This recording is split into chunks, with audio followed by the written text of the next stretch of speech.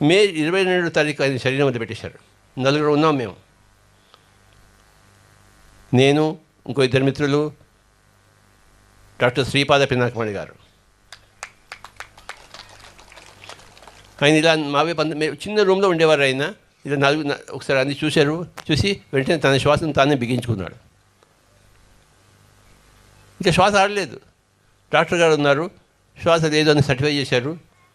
ఆ బాడీని తీసుకుని మా కంపెనీ వెహికల్ ఉండేది, ఆ వెహికల్ తీసుకొచ్చి ఇక్కడ పెట్టేసి ఆ సమాధిలో పూజ చేసి పైనుంచి రాయి కప్పేశాం. మే 22. ఈ యొక్క ప్రాంగణానికి 2 రోజులు చాలా ఇంపార్టెంట్. ఒకటేమో మే 22, రెండోదేమో గురు పౌర్ణిమ.